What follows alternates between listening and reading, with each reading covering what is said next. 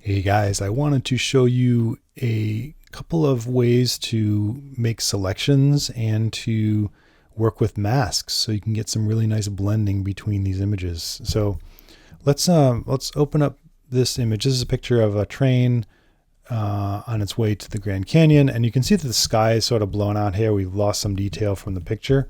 So we want to add a little bit of color back in here, maybe some texture, some clouds and things like that. So one way to do this quickly would be to grab your quick object selection tool and sort of just click there, and you can get, a decent selection from just from clicking there, because it knows all the pixels and the colors in this area. But the problem is, you can spend a lot of time sort of tweaking this and, figuring out how to get the selection tool, the quick selection tool to get closer to this. But let's be more precise about this. Okay, let's really try to do this in a way that there are no mistakes. And one way is by using the path tool.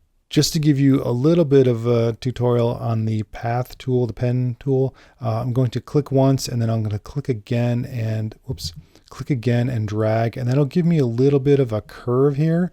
And those are Bezier handles that are created when you make a curved point. And these are not points; these are handles that you can work with later. So I'm going to add one more point over here, and then I don't really need to drag on this, because you can see how there's like that weird. We don't want to have these sort of like these weird sharp corners or anything like that. So, okay, so once I get this point, now I've got kind of a straight line all the way down to this girl's hair, right? So I don't need any curves on this. So I'm just going to click, and I'm not going to drag, because now I have a perfect line from that one to the other straight line. And then I'm going to kind of go in here and start creating some space around her hair. Okay.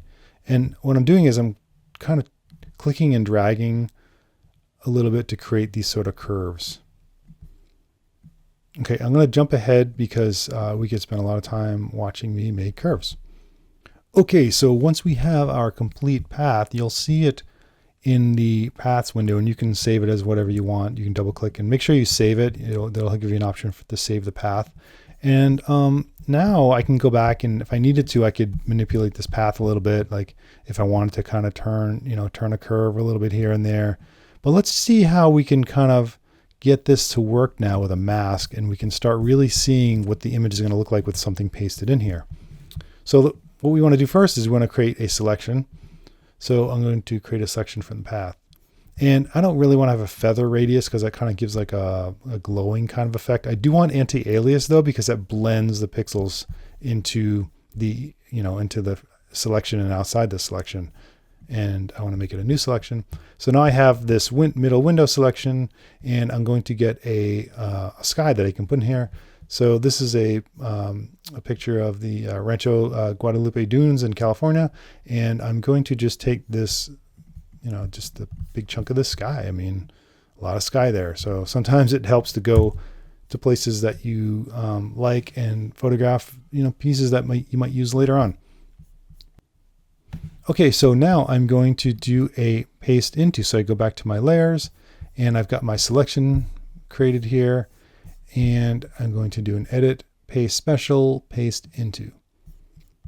And this is a profile match, color profile match, but I'm not going to worry about that. So now we actually have a mask attached to this layer, because we pasted into. And so if you click on Option on a Mac or Alt on a PC, click on the little mask icon, you can see what you're masking out. I'm masking out this whole thing. If I shut this off by holding down Shift key, you'll see that I can see the entire thing that I've pasted in from the other photograph. So I'm going to put that back on. And the great thing about masks is that you can work with this non-destructively. So I can sort of work on this side here, which looks a little, doesn't look so good, right? There's a lot of white here. It doesn't quite look real. The hair, the way I really roughly use my pen tool on the hair.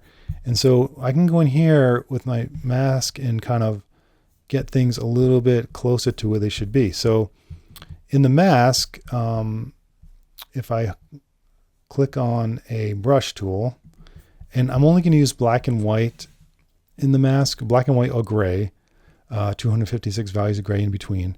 So now what I want to do is reveal a little more of this image by expanding the mask just a little bit. Okay, so now I'm going to expand the sky area a little bit so that it lines up with this window. And so I'm going to use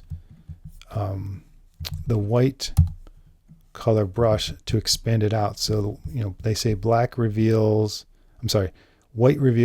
black conceals, and a mask. So I'm going to click on the mask over here.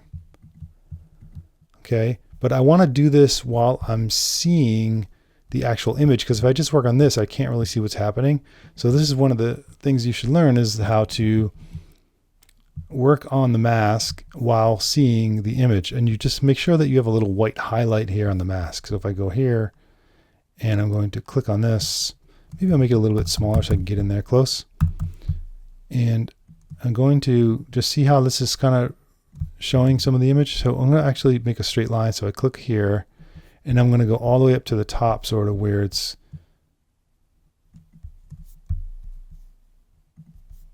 sort of not quite right. There we go.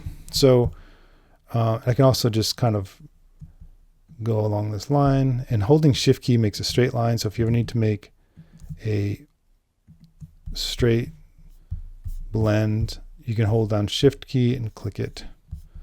Then you can see how that's cleaning up a little bit, right? So we went from showing some of the, what, could be a highlight, but getting rid of a little bit of that, make it a little bit more clean.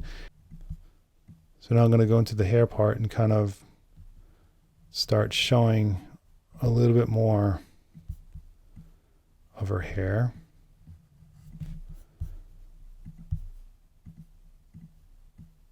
And so we have now kind of a cleaner image. All right, so you can see how that is cleaned up a little bit more now, and I can be more precise about how the mask, by using the mask. One more thing we should look at is how, this looks a little bit too bright, is a little bit too saturated, and we can control that using the layer options here, sort of like, you can darken or multiply, which sort of looks good sometimes. Color sometimes is a good way to add some color and texture, although it's really hitting the texture and the landscape more than anything else. And overlay is also a good option. We're going to do multiply. Now let's use the mask to remove this part, because I don't like how the blue is going over the landscape. So I'm going to go in here and I'm going to, guess what? I'm going to erase this part of it. So this is what happens in the mask to get rid of the, well, it looks like a shadow now, to get rid of the parts that I don't want. Finally, the sky is definitely too bright. I mean, too color saturated, right? There's too much blue. So we can now just click on the layer and we can sort of play with the opacity a little bit here. We could also use fill, but let's look at the opacity and sort of just bring it down a little bit. Okay, so that is a way we can blend some images together using masking and the path tool.